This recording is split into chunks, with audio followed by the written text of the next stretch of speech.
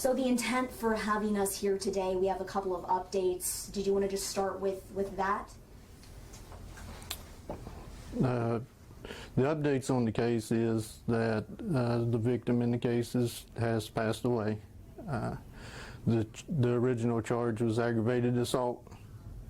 Aggravated domestic assault, and it's now been changed from aggravated domestic assault to murder in the first degree. And when did the individual pass away? The 22nd. Do we have their name confirmed or anything? Yes, the name has been confirmed by the granddaughter.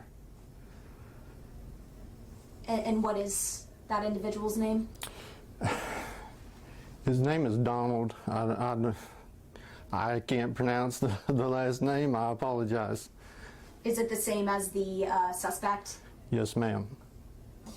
So once the charges were changed, what was the next step in the process? The next step in the process was to notify the suspect. He was already in Wagoner County Detention Center.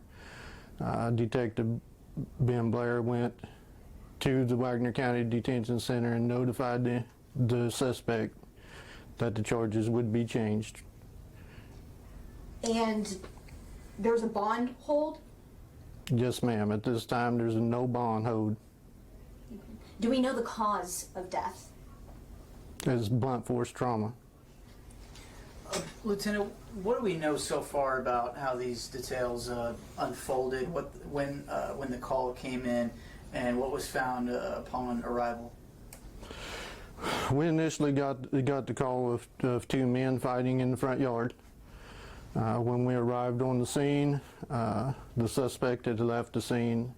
Witnesses advised us there was a large white male that had left the scene, and the victim was on the ground, injured, bloody. We contacted Wagoner EMS immediately.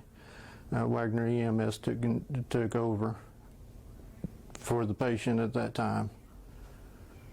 So you said, cause of death, blunt force trauma, to where?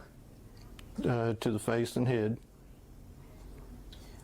So it's safe it was assumed by investigators that there was a fight and kind of they combat each other by hand, and the victim was punched or beaten in the head and face. Is that correct? Yes. There was no weapons found. It was all, as far as we know right now, it was all done by hands and feet. And can you confirm the name of the suspect again? The suspect's name is Michael. I don't want to disrespect his last name. I apologize for not being able to pronounce it. Can we, if it's Notarnicola? Yes, ma'am. So what led you guys to find the suspect? The witnesses advised us when we arrived on scene that a large white male had left the scene and went through an alleyway into the wood line.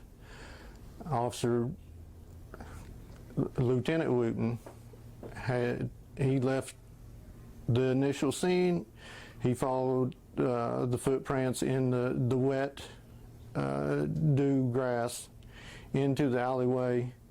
It led him to another road, which was Southwest 13th Place. The footprints went across the road to the residence. What time of day was this? This was early morning. Early morning hours. Was it still dark? No, it was daylight. I believe it was in the 8 o'clock hour. And the initial call came when again? Of the domestic dispute. When was that call? It was approximately 8 o'clock. At 8 o'clock p.m. In the morning. Oh, the call came 8 o'clock a.m. Yes. And this was on which day, just to confirm? Monday. Has the suspect given you any indication as to what led to that domestic dispute? No, ma'am. The officer was read his Miranda rights, and he requested an attorney at that time. He has not been. He's with. It's with the district attorney's office now. They've taken over the case. So. Where this happened, is this a place that you guys had responded to previously? We've had calls in that area. The initial address that we got was not that the suspect or the victim's residence. It was a neighboring residence. How were you all able to then figure out which house it was? Lieutenant Wooten, again, he followed the wet footprints through the grassy alleyway, and it led to the victim suspect's residence.